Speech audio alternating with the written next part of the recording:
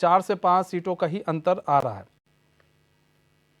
तो ये भी काफ़ी महत्वपूर्ण हो जाता है क्योंकि 5 राज्यों में जो चुनाव हुए हैं। लेकिन शफीकुर रहमान बर्क ने जो बयान दिया गठबंधन को लेकर, तो ऐसे में गठबंधन का तो कहीं चुनाव ही नहीं हुआ है।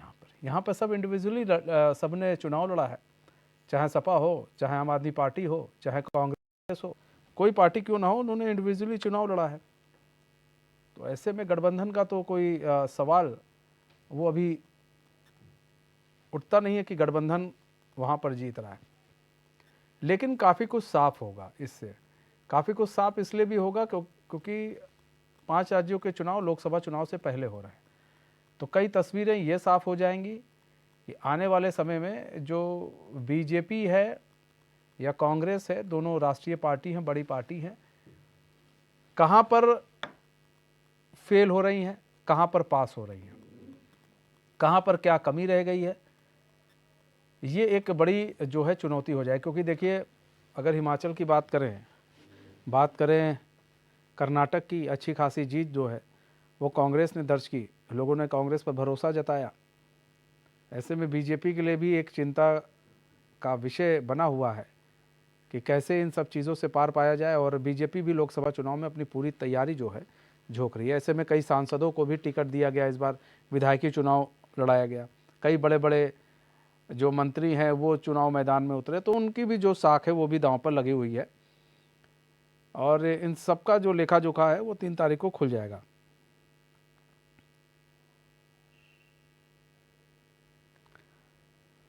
तो सबसे बड़ी चीज़ ये है कि अब 5 राज्यों में जो चुनाव हुए हैं उसमें कई सारी महत्वपूर्ण चीज़ें हैं। और ये भी देखा गया इस चुनाव के मद्देनज़र कई लोगों में तालमेल ठीक नहीं बैठ पाया। यहीं पर ईडी गठबंधन में भी तालमेल ठीक नहीं बैठा। मध्य प्रदेश चुनाव में देखने को मिला, काफ़ी नाराज़गी देखने को मिली, और वो नाराज़गी अभी तक बदस्तूर जारी है। गाए बगाए अखिलेश यादव तंज कसी देते हैं कांग्रेस पर।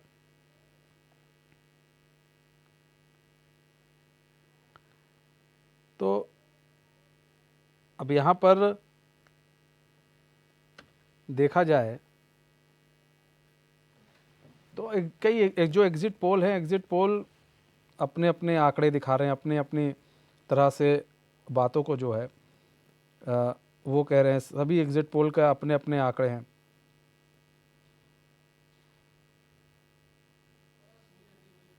देखिए, अगर हम इंडिया टुडे एक्सिस माई इंडिया के एग्जिट पोल की बात करें तो इसमें राजस्थान में कांग्रेस को बढ़त दिखाई गई है।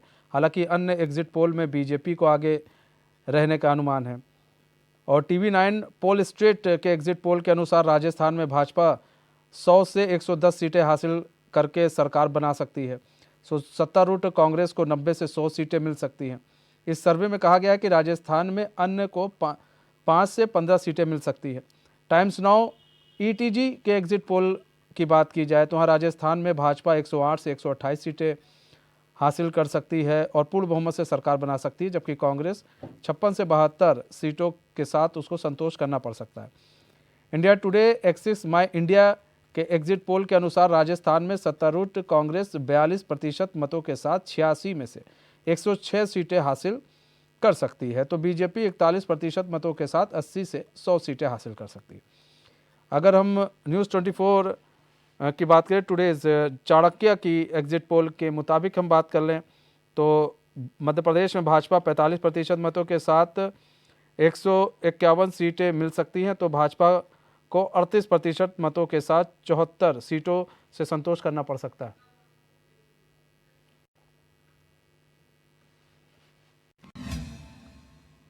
तो हमारे साथ हमारे मेहमान कैप्टन आई सिंह भदौरिया भी जुड़ चुके हैं।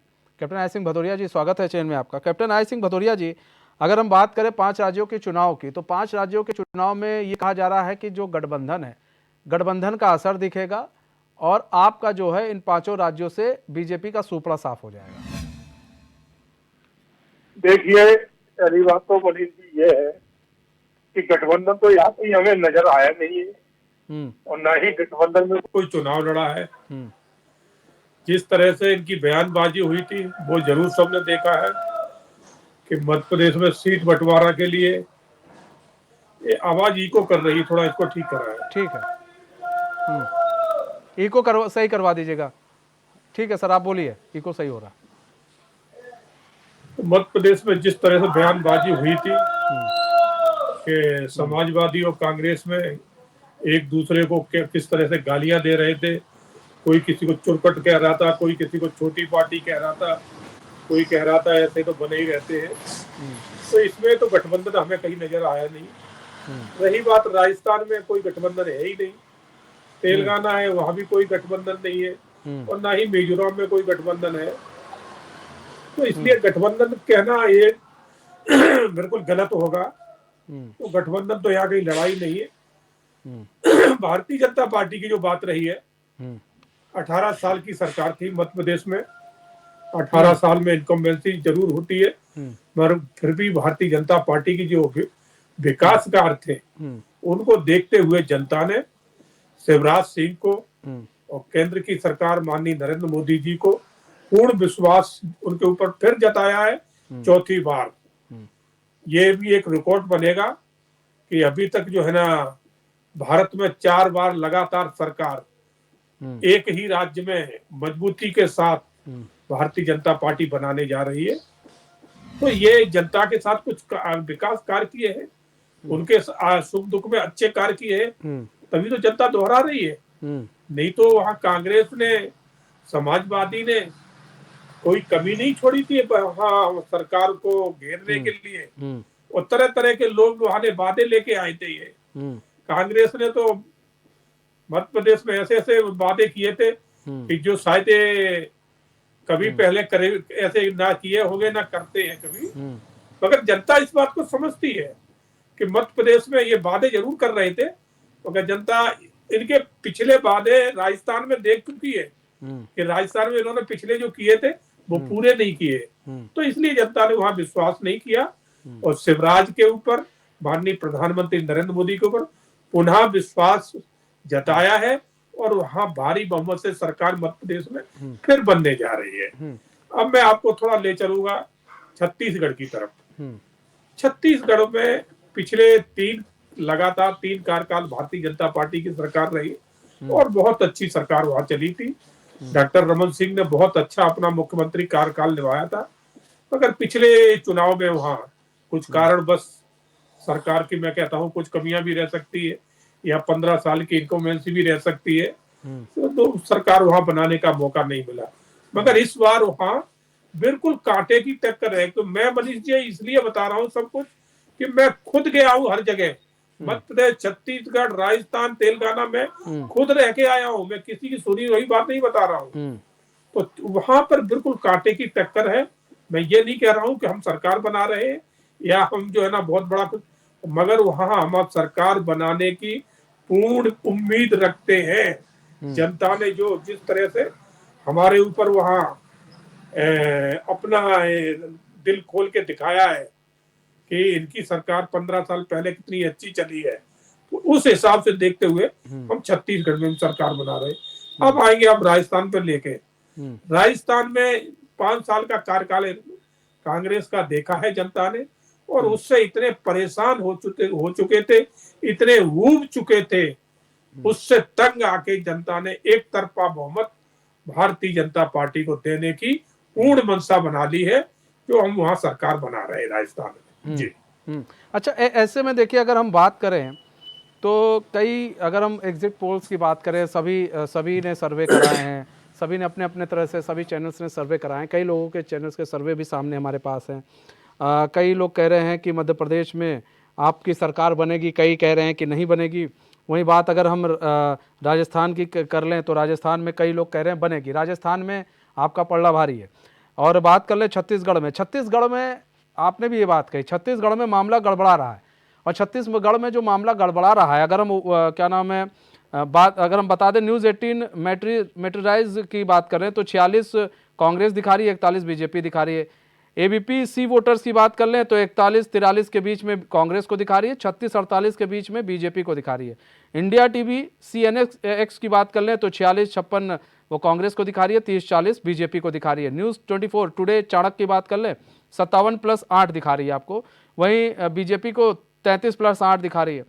और इंडिया टुडे माई एक्सिस की बात करें तो 40-50 दिखा रही है कांग्रेस को, 36-46 दिखा रही है बीजेपी को। टाइम्स नाउ ETG की बात कर लें तो 48-56 और 32-40 दिखाई जा रही है। रिपब्लिक टीवी जन की बात कर लें तो 42-53 और 34-45 दिखा रहे हैं। तो कहीं ना कहीं छत्तीसगढ़ में आप लोग पीछे हो रहे हैं, और ये जो सीटों का आंकड़ा पीछे हो रहा है वो ज़्यादा भी नहीं है, 4 से 5 सीटों का।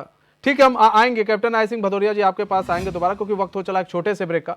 कहीं मत जाइए, बने रहिए हमारे साथ और देखते रहिए एशियन न्यूज़। ब्रेक के बाद एक बार फिर से आप सभी का बहुत बहुत स्वागत है। तो 5 राज्यों के जो चुनाव हुए हैं, अब बस परिणाम आना बाकी है। 3 तारीख को परिणाम भी सामने आ जाएंगे। किसने कितनी मेहनत की, कहाँ कितनी मेहनत की, वो सब कुछ जो है वो जब पिटारा खुलेगा तो सब कुछ सामने आ जाएगा। हमारे साथ धर्मेंद्र सिंह भी जुड़ चुके हैं, सपा के प्रवक्ता। धर्मेंद्र सिंह जी, स्वागत है आपका। धर्मेंद्र सिंह जी, 5 राज्यों में चुनाव है, ऐसे में शफीकुर रहमान बर्क कह रहे हैं, चुनाव हो चुके हैं, परिणाम आने, माफ कीजिएगा, ऐसे में शफीकुर रहमान बर्क कह रहे हैं कि गठबंधन का असर दिखेगा। लेकिन जहां पर भी चुनाव हुए वहां तो गठबंधन था ही नहीं, तो गठबंधन का असर कैसे दिखेगा? मतलब जबरदस्ती गठबंधन का असर दिखेगा अगर कांग्रेस जीत गई तो? नहीं, देखिए, गठबंधन जो कि ब्रॉड पर्सपेक्टिव में है, इंडिया गठबंधन तमाम, ये सही है कि कुछ जगहों हम लोग तालमेल नहीं हो पाए। मध्य प्रदेश जैसे हमने अलग चुनाव लड़ा है, लेकिन उसके बाद भी पूरे इन 4-5 राज्यों के चुनाव में भारतीय जनता पार्टी के खिलाफ माहौल दिखा और जनता एनडीए को नकार रही है। और ये जो परिणाम आएंगे, निसंदेह मानिए 5 राज्यों में भाजपा के खिलाफ ही आना है। तो स्वाभाविक है कि जब हम लोग गठबंधन के साथी हैं तो गठबंधन की जीत मानी जाएगी। लेकिन ऐसे में तो अभी आप लोग कैसे कह सकते हैं? क्योंकि देखिए, अगर हम बात करें छत्तीसगढ़ की तो छत्तीसगढ़ में कांग्रेस आगे दिख रही है, लेकिन राजस्थान मध्य प्रदेश में जो है वो बीजेपी का ज़्यादातर दिख रहा है। तेलंगाना में कांग्रेस है, मिजोरम में भी MNF है। तो ऐसे में आप लोग कैसे कह सकते हैं? और बात की जाए मध्य प्रदेश के अंदर, जहाँ तक है मध्य प्रदेश के अंदर हम लोग चुनाव में रहे भी, मध्य प्रदेश में हम किसी आंकड़े को या किसी सर्वे को ढुसाने की बात नहीं कर रहे हैं, लेकिन ये सही है कि वहाँ जो है भारतीय जनता पार्टी के खिलाफ बहुत जनता में आक्रोश था और एक माहौल बना था कि किसी भी तरह भारतीय जनता पार्टी को हटाना है। और जो हम लोगों को की रिपोर्ट है, जो हम लोगों को वहाँ फीडबैक मिला या जनता से जो प्रतिक्रिया देखने को मिली, उसके हिसाब से वहाँ जो है समाजवादी पार्टी अच्छी सीटें जीत रही है और कांग्रेस के साथ ऐसी परिस्थितियां बन रही मध्य प्रदेश के अंदर समाजवादी पार्टी और कांग्रेस की सरकार बनेगी। रही राजस्थान, सबसे ज्यादा जो माहौल दिख रहा था भारतीय जनता पार्टी के पक्ष में वो राजस्थान का ही दिख रहा था, और राजस्थान के अंदर लगभग सारे सर्वे बता ही रहे हैं कि किस तरह का माहौल है। वो लगभग वहाँ कांग्रेस सरकार रिपीट होने जा रही है। तो ऐसे में हमको नहीं लगता है कि कहीं भी पूरे इन 5 राज्यों के चुनाव में कहीं भी Bharatiya Janata party comfort zone में है। तो एक तो जो ये मध्य प्रदेश के अंदर सरकार इन्होंने किस तरह से विधायकों की खरीद फरोख्त करके बनाई थी, तो उसके नाते जो लगातार इनकम्बेंसी होती है, फिर उसके बाद दोबारा सरकार बना करके इन्होंने ऐसा कुछ जो लोगों को उम्मीदें थी उसको कार्य किया नहीं। तो इसका स्वाभाविक परिणाम है कि जनता में बहुत गुस्सा है इन लोगों के प्रति। अब इस सर्वे किस तरह से कहां से आए हैं उस पर मुझे कुछ प्रतिक्रिया नहीं देनी है, लेकिन हमें पूर्ण विश्वास है और मैं आपको आश्वस्त करता हूं कि जब 3 तारीख को परिणाम आएंगे तो भारतीय जनता पार्टी इन किसी भी राज्य में कहीं दिखेगी नहीं। आइए सर भदौरिया जी। जी मनीष जी, शायद सपा के प्रवक्ता ठीक से आकलन कर नहीं पा रहे। चुनाव लड़ने ये भी गए थे मध्य प्रदेश में और अखिलेश ने वहां रैलियां भी की थी, मगर इन्हें वहां हासिल कुछ नहीं हो रहा। हर सीट पे इनके कार्यकर्ता की जमानत जब्त हो रही है, क्योंकि इनका गठबंधन तो वहां हुआ ही नहीं था, फिर भी ये गठबंधन की बात कर रहे हैं। जब गठबंधन का नाम आया, सीट बंटवारे का टाइम आया, तो कांग्रेस को इन्होंने चुरकुट कह दिया और उन्होंने कह दिया, कांग्रेस वाले कहने लगे मैं नहीं जानता हूँ कौन है। इस तरह की चर्चा चल रही थी। उसके बाद भी ये कहते हैं गठबंधन है, तो ये तो मैं यही कहूंगा, ये बड़े हास्यास्पद बात है कि आप कौन बोले हम खाम खा, तो गठबंधन है ही नहीं, मगर खाम खा गठबंधन जरूर बताया जा रहा है। फिर भी मैं यही कहूंगा कि कांग्रेस फिर भी कुछ वहां भारतीय जनता पार्टी का सामना कर रही है मध्य प्रदेश में, मगर समाजवादी का वहां कहीं एक खाता भी नहीं खुले। खाता तो बहुत बड़ी बात है, अगर अपनी ये जमानत जब इनके कैंडिडेट बचा ले तो ये बहुत बड़ी बात होगी, क्योंकि समाजवादी पार्टी आज से नहीं बहुत समय से कई दशकों से वहां मध्य प्रदेश में चुनाव लड़ रही है। एक बार जरूर उसने वहां पर, उस टाइम भी बीजेपी से काफी लोग नाराज थे, कांग्रेस से नाराज थे, वो समाजवादी में सम्मिलित हो गए थे। विधायक कांग्रेस के भी विधायक थे, बीजेपी के विधायक थे, नाराज होकर समाजवादी में चले गए थे। उस टाइम समाजवादी की जरूर मध्य प्रदेश में 7 सीटें थी। उस टाइम मैं बीजेपी का वहां मध्य प्रदेश में महामंत्री हुआ करता था, प्रदेश महामंत्री, तो उस ये चीजें मैंने उस टाइम देखी थी। तब 7 सीटें इनकी जरूर आई थी। तब से लेके इनका वहां एक सीट तो आ जाती है वो झांसी के आसपास की, क्योंकि वहां जो कुछ यादव बहुबल क्षेत्र मान लो, या वहां के जो नेता हैं थोड़ा अपने क्षेत्र में अपना प्रभाव रखते हैं जातिगत हिसाब से, तो एक सीट कभी कभी आ जाती है। बाकी इनका खाता उसके बाद पूरे मध्य प्रदेश में कहीं भी नहीं खुला है। खाता तो बहुत बड़ी बात है, इनके कैंडिडेटों को कहीं 2000, 1000, 1500 वोट भी नहीं मिलते। 400 वोट, 200 वोट, 300 वोट, इस स्थिति में इनकी मध्य प्रदेश में स्थिति है। क्योंकि मध्य प्रदेश में जब 7 सीटें मिली थी तो समाजवादी ने क्या काम किया कि अपनी जातिगत पार्टी बना दी, जैसे इन्होंने उत्तर प्रदेश में बना रखा है। कहते ये है कि समाजवादी लोहिया जी के विचारों पे चलती है, मगर इसमें सबसे ज्यादा रिस्पॉन्स जो मिलता है वो सिर्फ एक ही लोगों को मिलता है, यादव समाज को। और मध्य प्रदेश में जितने भी इन्होंने अध्यक्ष बनाए सारे यादव बनाए। एक गौरी सिंह यादव हुआ करते थे जो सागर से बिलोंग करते हैं, उनको तो लगातार में रखा, 5-6 बार कंटिन्यू रखा। उसके बाद एक जो है ना ये टेक्निकल कॉलेज था, उसके रिटायर 4th क्लास कर्मचारी थे, वो भी यादव थे। उनकी उत्तर प्रदेश में कोई रिश्तेदारियां थी, तो वो रिश्तेदारी का लाभ देके उनको भी मध्य प्रदेश का अध्यक्ष बना दिया। आप देखिए कि मतलब यादववाद किस तरह से ये लोग चलाते हैं, और कहते हैं हम तो लोहिया के विचारों पे चलने वाले हैं, मगर उसके टाइम एक भी विधायक नहीं आया और एक भी सीट पे जमानत नहीं बची। तो ये कहते हैं कि हम वहां ये करेंगे वो करेंगे। पहले आप अपनी नीयत तो साफ कर लें, अपनी पार्टी का विस्तार तो कर लें। पार्टी आपने परिवार और सिर्फ एक समाज की बना रखी, सिर्फ यादव पार्टी बना रखी है, तो आप जाएंगे कहां से? धर्मेंद्र भाई, मध्य प्रदेश में जमानत जब्त हो जाएगी आपकी। मनीष जी 2 सेकंड और लेंगे। हाँ ठीक है, 1 सेकंड धर्मेंद्र भाई, आ रहे। हाँ ठीक है भदौरिया जी, 10 सेकंड 2 सेकंड और लेंगे। हाँ बिल्कुल बिल्कुल। केजरीवाल को आके मात्र 8-10 साल हुए, ज्यादा नहीं हुए, मगर एक से वो दूसरे राज्यों में सरकार बना लेते हैं, और तीसरे राज्य में भी उन्होंने अपने विधायक अच्छे निकाल लिए। वो ठीक है, उनकी नीयत साफ नहीं है, इसलिए वो आगे ज्यादा बढ़ नहीं पाएंगे। मगर समाजवादी पार्टी इतनी पुरानी हो, जिसके नेता मुलायम सिंह फाउंडेशन रहे हो और बड़े बड़े इनके साथ जुड़े रहे हो, फिर भी ये उत्तर प्रदेश से बाहर नहीं निकल पाए। सिर्फ एक ही कारण है, ये पार्टी सिर्फ यादवों की बन के रह गई है, एक परिवार की पार्टी बन के रह गई। ठीक है धर्मेंद्र सिंह जी, जवाब दीजिए। कोई पहचान नहीं है। धर्मेंद्र सिंह जी। जी भदौरिया साहब क्योंकि फील्ड की जानकारी है नहीं उनको, और भारतीय जनता पार्टी की तरफ से एक मिल जाता ही है कि आपको इसी लकीर पे बने रहना है, और राजनीतिक अनुभव से अपनी बातें नहीं रखते हैं। भारतीय जनता पार्टी जो उनको बता देती, उन्हीं की नहीं, उनके सारे पार्टी के वर्कर्स और प्रवक्ताओं की स्थिति। देखिए मध्य प्रदेश के अंदर हम 72 सीटों चुनाव लड़े हैं और 72 सीटों में 20 से अधिक सीटें चुनाव जीतेंगे। तो मैंने कहा मध्य प्रदेश के अंदर भारतीय जनता पार्टी बहुत बुरी स्थिति में रहेगी। अगर धर्मेंद्र भाई, अगर कुछ उल्टा होता है, और जान लीजिए अभी जो आप सोच रहे हैं ठीक है, आप भी सोच सकते हैं, अगर बीजेपी आ रही है वहां पर, और जिस तरह से कई लोग कह रहे हैं बीजेपी आ रही है, कई लोग कह रहे हैं कांग्रेस आ रही है, ज़्यादा अंतराल नहीं है, 2-3 सीटों का ही अंतराल है, ऐसे में बीजेपी अगर आती है वहाँ पर, तो मतलब आपने आपकी पार्टी ने कांग्रेस को सबसे ज्यादा डेंट देने का काम किया होगा। नहीं, हमने कांग्रेस को डेंट नहीं दिया। हम इंडिपेंडेंट पार्टी है, हम चुनाव हाँ, तो लड़े। आप वहाँ इंडिपेंडेंट स्टेट में पार्टी हैं, वही समझौता तो नहीं था। डेंट दे रहे थे ना। दूसरी बात मैं बता रहा हूँ, वहाँ जो है भारतीय जनता पार्टी से जनता उभी थी, हमको जनता ने वोट दिया है, जनता ने वोट दिया है।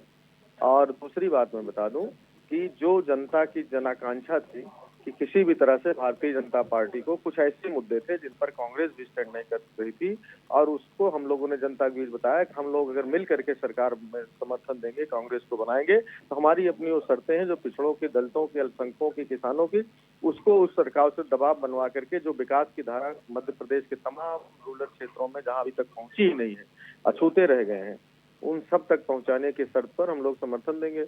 और मध्य प्रदेश के अंदर आप निश्चित मानिए कि भारतीय जनता पार्टी बहुत दूर नहीं, है। अगर पूर्ण बहुमत से कांग्रेस आ गई तो आपके समर्थन की जरूरत ही नहीं हो, कहेगी हमें समर्थन नहीं दीजिए, आप मत दीजिए, तो नहीं जनता के चाहिए। निर्णय सर माथे पर है, जनता के निर्णय तो सर्वोपरि नहीं है। तो फिर आप लोग डेमोक्रेसी में क्यों उससे फिर चिल्ला आगर रहे हैं कि मगर का नहीं, कोई प्रश्न ही नहीं उन्होंने जब उठता। कह दिया विधानसभा चुनाव में सब अलग है तो फिर अलग है, वहाँ मुख्यमंत्री आएंगे तो तो भाई वो अलग है, तो फिर आप लोग क्यों इतना मतलब उनका पक्ष ले रहे, नहीं समझ में आ रहा। नहीं, हम एक स्वतंत्र राजनीतिक दल है। मध्य प्रदेश पहले भी हमारी सीटें रही, पिछली बार भी हम लड़े हैं, हम उसी के क्रम में चुनाव लड़े, 72 सीटों पर चुनाव लड़े हैं। ये सही है, पहले तैयारी नहीं थी, और अगली बार हमारा संगठन होगा और पूरे प्रदेश में लड़ेंगे।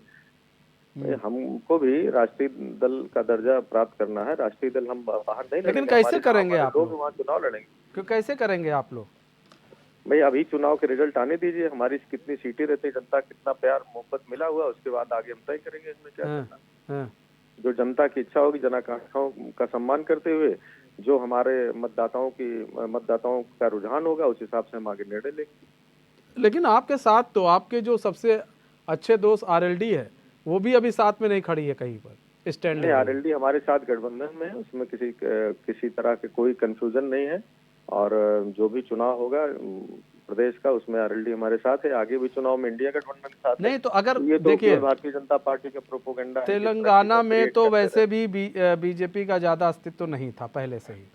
छत्तीसगढ़ अगर बीजेपी हारती है और 3 या 4 सीटों से हारती है तो बीजेपी तो फिर सभी साम दाम दंड भेंट तो लगाएगी ना। नहीं, आपके सारे सर्वे बता रहे हैं छत्तीसगढ़ में कोसों दूर है भारतीय जनता पार्टी। नहीं, कोसों दूर नहीं है, जहां भी टक्कर है सब जगह बड़े कांटे की टक्कर है।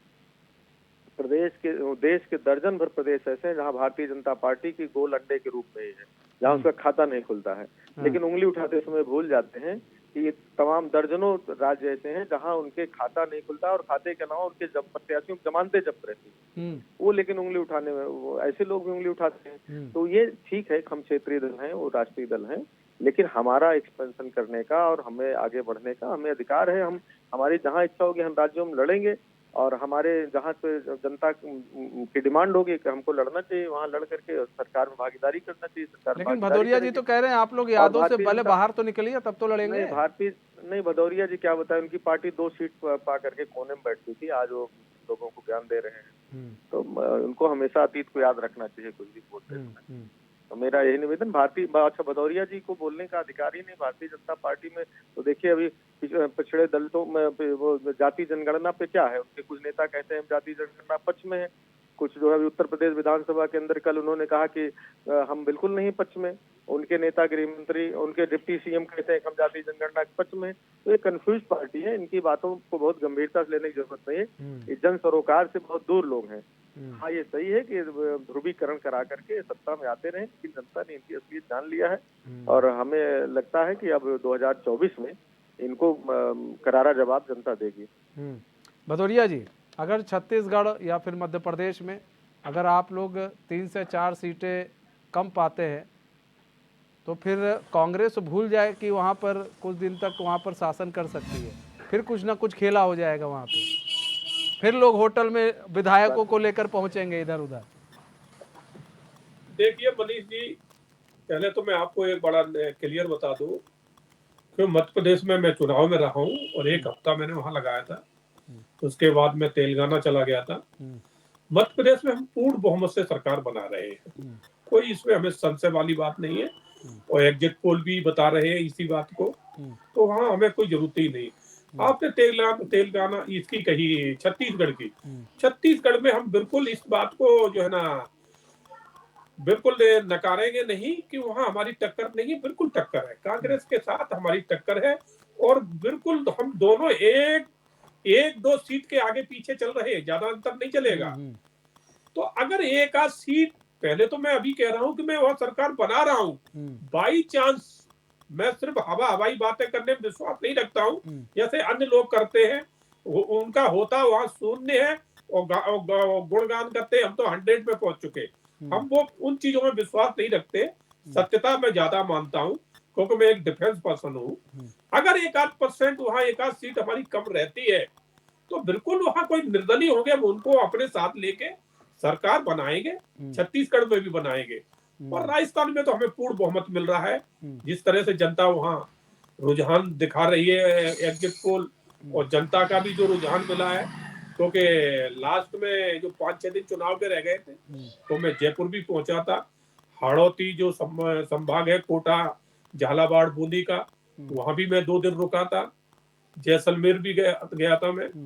तो वहां भी जनता के जो हमने रुझान देखे, जनता की जो चर्चा देखी, उन्होंने यही कहा है कि कांग्रेस पार्टी ने 5 साल के शासन काल में जिस तरह से यहाँ जो शासन दिया है, वहां पूरे लोग तराईमान हो चुके हैं। यहाँ लूट, हत्या, बलात्कार, फिरौती, इसके अलावा और कुछ नहीं हुआ है। तो इसलिए हम मन बना चुके हैं कि अब कांग्रेस को दोबारा यहाँ आने का मौका नहीं देंगे।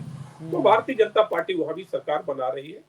अभी हमारे मित्र धर्मेंद्र यादव कह रहे थे, तो इन्होंने इस पर, जो आपने पूछा कि यादव बात से बाहर निकालिए, तो इस बात को वो टाल गए।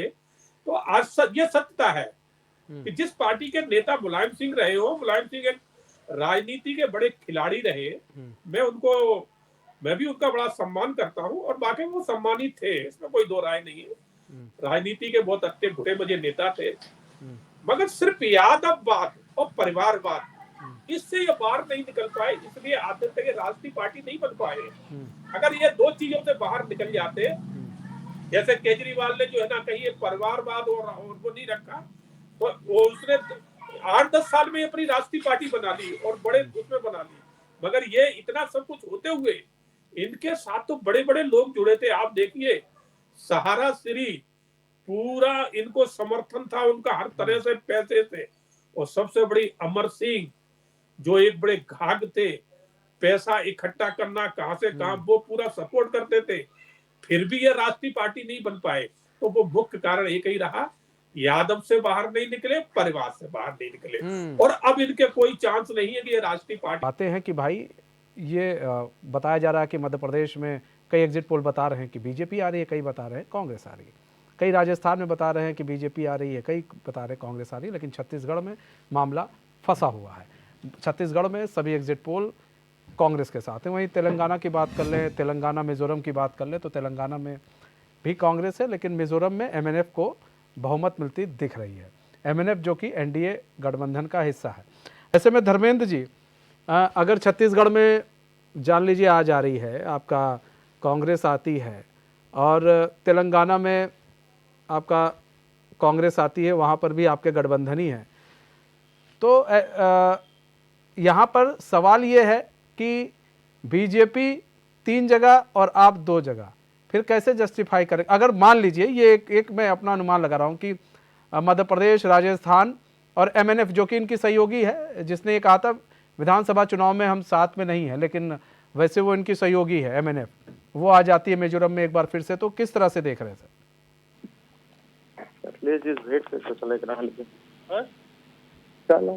धर्मेंद्र जी, धर्मेंद्र जी आपको आवाज आ रही है? हाँ मनीष जी बोलिए। हाँ मनीष जी आवाज आ रही है। हाँ धर्मेंद्र जी, ये सवाल ये है कि बात अगर हम करें छत्तीसगढ़, बात करें हम मिजोरम की, बात कर ले तेलंगाना की।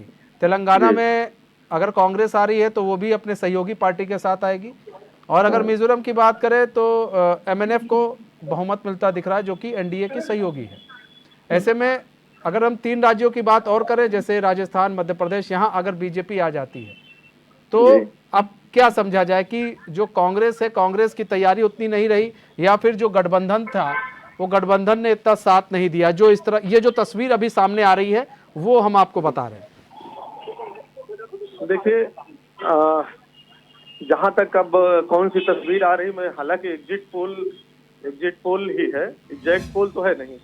लेकिन हम एग्जिट पोल के आधार पर जो तमाम कई कंपनियों के जो एग्जिट पोल हैं उनके सबके अलग अलग हैं। उन सबका अगर आप कंक्लूजन देखें तो सारे राज्यों में, एक मध्य प्रदेश को छोड़ करके सारे राज्यों में कांग्रेस या उनके सहयोगियों की बढ़त दिख रही। नहीं, मध्य प्रदेश और राजस्थान दोनों में नहीं, राजस्थान में तो कांग्रेस का लगभग नहीं। मतलब मैं आपको सभी एग्जिट पोल के कहिए तो मैं आपको बता भी दूं, जितने भी एग्जिट पोल है इस समय जो है वो बता रहे हैं आपको। भाई जो सबसे ज्यादा जो मध्य प्रदेश में भी भाजपा को दिखा रहे हैं उनका भी एग्जिट पोल में कांग्रेस 100 नहीं। देखिए, न्यूज 18 ने भी कराया था अपना, उसमें बीजेपी को राजस्थान की बात बता रहे हैं, बीजेपी को 111 और कांग्रेस को 74 दिखाया जा रहा है। एबीपी न्यूज ने अपना कराया था 94 बता रही है, 194 से 114। ये एक जब तक सैंपल साइज इसके एग्जिट पोल क्या सैंपल साइज है, किन लोगों के बीच का है, किस कम्युनिटी में ज्यादा गए हैं, किस तरह के लोग पढ़े लिखे, गरीब तबके में, शहरी तबके में उनकी क्या उपस्थिति रही है, जब तक ये सारी चीजें सामने नहीं होगी एग्जिट पोल पे कुछ कहा नहीं जा सकता। लेकिन फिर भी हम अगर एग्जिट पोल को आसपास मान के चलते हैं तो भी जो है भारतीय जनता पार्टी मध्य प्रदेश में लड़ती हुई नजर आ रही, बाकी हर जगह गायब है। रही मिजोरम की बात, मिजोरम में भारतीय जनता पार्टी की कितनी सीटें थी पिछली बार, क्या स्थिति थी उनकी आपको मालूम ही है। मिजोरम में तो शून्य है भारतीय जनता पार्टी। कहाँ तो शून्य रहेगी। वहाँ पर तो एमएनएफ है ना, वहाँ पर तो एमएनएफ है ना, एमएनएफ है और जेपीएम है। हाँ, एमएनएफ है और जेपीएम है। हाँ। तो नहीं, तो एमएनएफ और जेपीएम, वही तो मैं कह रहा हूँ, भारतीय जनता पार्टी शून्य रहने के बाद भी अपनी सरकार मानती थी, जो है उनकी सरकारें बनेगी। तो नहीं, तो अब यहाँ पर यही है ना, एमएनएफ तो इनकी गठबंधन है। और अगर हम बात कर लें तेलंगाना में बीआरएस इनकी है, कांग्रेस के साथ है बीआरएस। भाई तेलंगाना में बीआरएस कहाँ कांग्रेस साथ है? वाईएसआर साहब की सरकार रिपीट होने के ही वो की रिपोर्ट जो सर्वेज बता रहे हैं वो रिपीट होने की बात है जरा। मैंने तो जब ये सरकार रिपीट हो रही है तो उसमें कहाँ से, अच्छा दूसरी पार्टी जो मजबूती से उनसे लड़ती हुई दिख रही है कांग्रेस है, जो एंटी इनकम्बेंसी वाईएसआर के खिलाफ है, उसका लाभ कांग्रेस को मिल रहा है उधर। तो उसमें भारतीय जनता पार्टी का तो और एनडीए का तो कोई रोल नहीं। और वो दोनों बड़े पैमाने, जब हम लार्जर स्केल पर जाते हैं तो आईएसआर जी भी आते हैं, तो आएंगे बाद में इंडिया गठबंधन के साथ ही रहना है, भारतीय जनता पार्टी के साथ तो उनको जाना नहीं है। तो हमको नहीं लगता है कि कहीं भारतीय जनता पार्टी या एनडीए का एक मिजोरम को छोड़ करके कहीं खाता खुलने की स्थिति है। नहीं, अब इसमें तो बहुत सारी चीजें हैं, अब कई सारे चीजें दिखाई जा रही हैं। अब यहाँ पर तो बात यहाँ पर ये है ना कि क्या जो अगर ऐसे बात कर लें, बात की जाए ग्राउंड पर बात की जाए तो इस बार आपको क्या लग रहा है धर्मेंद्र जी, जनता ने किन चीजों को तरजीह दी है, वोट किया है, किन चीजों को ज्यादा तरजीह दी है?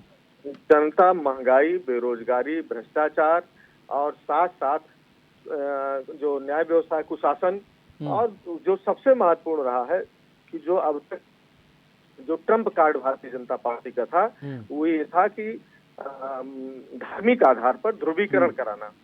और इस बार जनता धार्मिक आधार पर ध्रुवीकरण से बचती नजर आई है।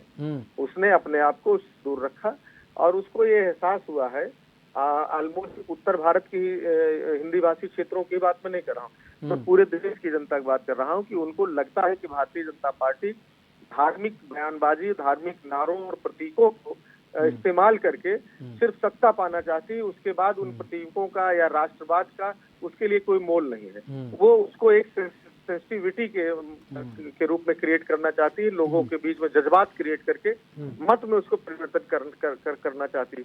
पिछले 2-3 चुनाव से ये रुझान दिखे भी हैं।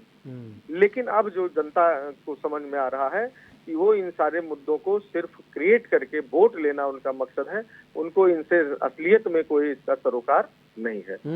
अच्छा, तेलंगाना में दिख भी रहा है इस वक्त बीआरएस और कांग्रेस के बीच में कांटे की टक्कर चल रही है, ऐसा जो है जो एग्जिट पोल है वो बता रहे हैं। कई तो बता रहे हैं कांग्रेस को आगे बता रहे हैं, कई बता रहे हैं कि जो है बीआरएस जो है वही मैं कह रहा हूँ, बीआरएस में जो है भाजपा के सारे दांव फेल हो गए, तो वहाँ कांग्रेस और बीआरएस की लड़ाई सिर्फ इस आधार पर है कि लगातार बीआरएस सत्ता में रही है, तो उनकी जो एंटी इनकम्बेंसी है उसका लाभ कांग्रेस को मिल सकता है, ऐसा मेरा मानना है। और ठीक पूरा लाभ मिल गया तो कांग्रेस सरकार में आ जाएगी। नहीं, अगर बीजेपी भी अगर सही सीटें पा जाती है तो फिर दिक्कत हो जाएगी ना कांग्रेस के लिए। भारतीय जनता पार्टी का खाता खुलना नहीं, अब यहाँ पर तो दिखा रहे, कई लोग तो दिखा रहे हैं, अगर 7 से 13 सीटें कई लोग दिखा रहे हैं, कई 2 से 12 के बीच में दिखा रहे हैं। 7 से 13 में सारे हैं भारतीय जनता पार्टी का खाता खुल। हाँ, ये होता क्या है, जब मैं कह रहा हूँ, जो आपका सैंपलिंग होती है उसमें बड़े पैमाने पर वोट प्रतिशत निर्धारित करते हैं। कुछ एक सीटों पे निर्दलीय जैसे मजबूत उम्मीदवार रहते हैं, उनके चलते जब आप सैंपलिंग करने जाते हैं, जो सर्वे होते हैं, तो उसमें उनका इन्फ्लुएंस दिखता है। तो इसके नाते ऐसा लगता है। बाकी जो ग्राउंड की स्थिति, हमें नहीं लगता भारतीय जनता पार्टी वहाँ खाता खोल पाएगी, या हो सकता है एक आध सीट पा जाए, और जिससे उनका कोई सरकार बनाने बिगाड़ने में कोई रोल नहीं रहे। नहीं, अगर ठीक है भदौरिया जी, अगर तेलंगाना में जिस तरह से जो एग्जिट पोल देख रहे हैं हम लोग, अगर हम सिर्फ बीजेपी की बात करें तो बीजेपी जो है 5 से 10 सीटें, कोई बता रहा, कोई 7 से 13, कोई 2 से 12, यानी कि लोग बता रहे हैं कि उनका जो अनुमान है सही जा रहा है कई लोगों का।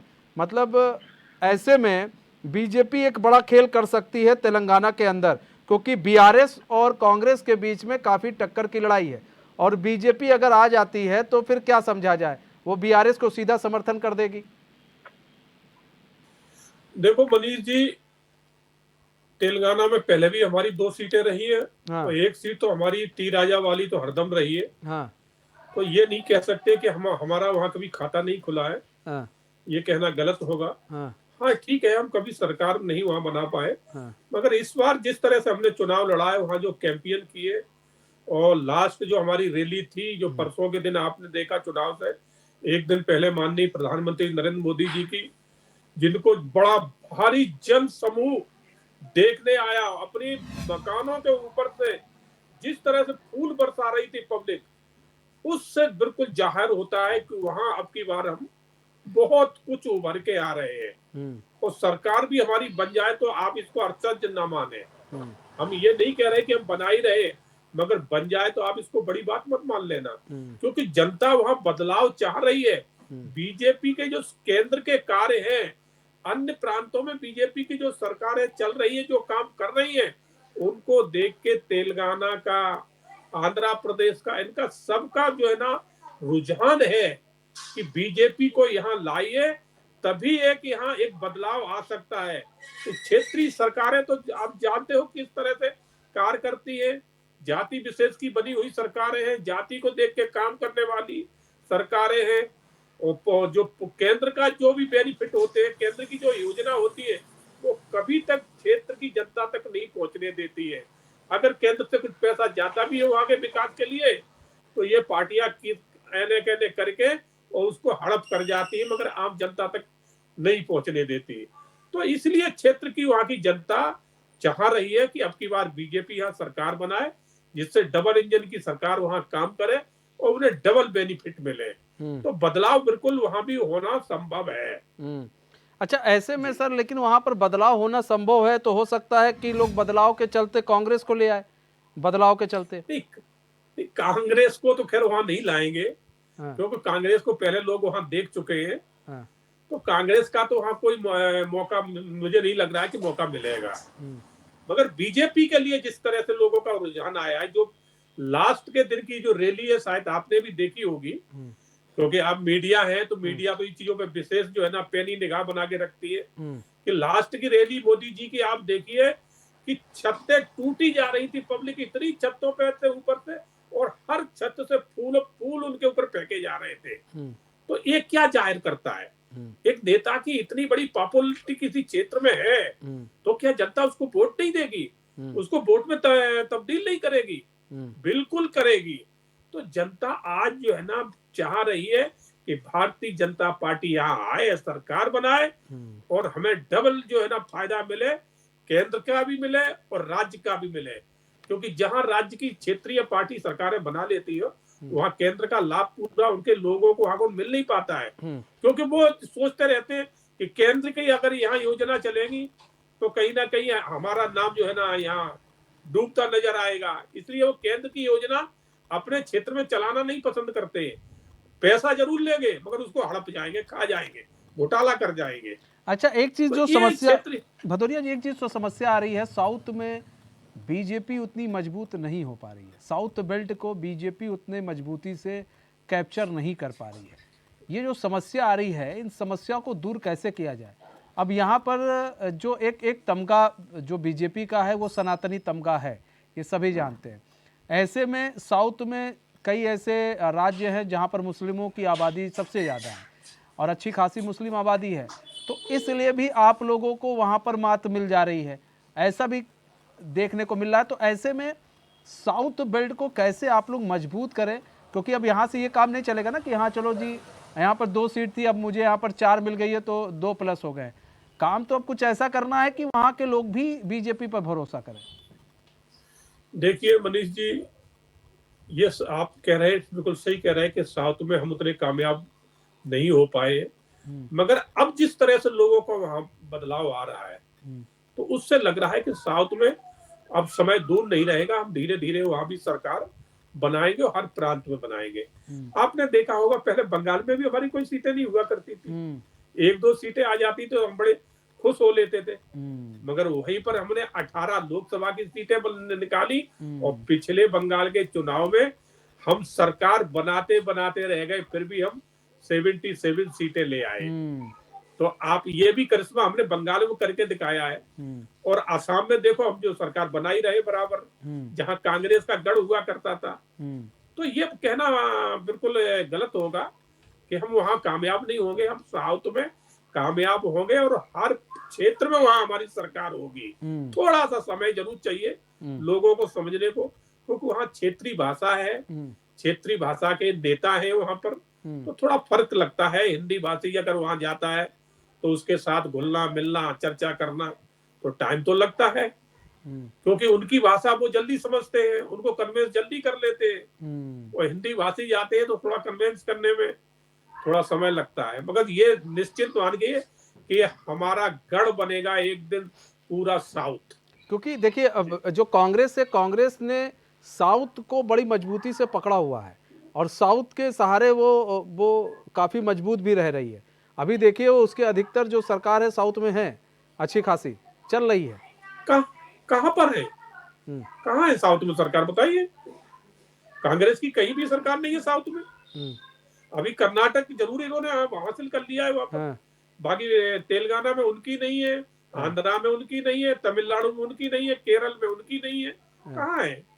ये 4-5 राज्य है साउथ में, लेकिन फाइट अच्छा कर जाती है, फाइट अच्छा कर जाती है, बीजेपी से अच्छा फाइट कर जाती है अगर हम बात कर लें तो। ऐसे में नहीं तो पहले ये वहां रह चुके हैं इसलिए फाइट कर जाते हैं। मैंने कहा ना कि हमें थोड़ा समय लगेगा वहां, क्योंकि कांग्रेस पार्टी 100 साल पुरानी पार्टी है और हमने तो जब 80 में हमारी 2 सीटें थी तो हम 2 सीटों में बड़े खुश होते थे और ये लोग हमारे ऊपर हंसा करते थे, बड़ा हंसे, सभी हंसते थे। ये आज हंसने वाले कहाँ चले गए और हम आज कहाँ हैं? तो ये जो हमने करके दिखाया है, जहां से हम चले हैं हमने मुड़ के नहीं देखा है। आज हम अगर कंटिन्यू 2 बार केंद्र में सरकार बना के और तीसरी बार बनाने जा रहे हैं और आज हमारी ज्यादा से ज्यादा स्टेटों में हमारी सरकारें हैं, तो हमने कुछ किया है जनता के लिए, कोई नीति अच्छी बनाई है, तभी तो जनता हमारे ऊपर विश्वास कर रही है। और समाजवादी पार्टी कोई यार नई पार्टी तो है नहीं, जो क्षेत्रीय पार्टी बन के रह गए, आज तक राष्ट्रीय पार्टी नहीं बन पाए, जबकि इनके साथ बहुत अच्छे लोग जुड़े। जैसे हमने बताया कि जो अमर सिंह जी थे फाउंडर, वो पूरा इनका मैनेजमेंट पैसे का सब तो बंदोबस्त वही करते थे।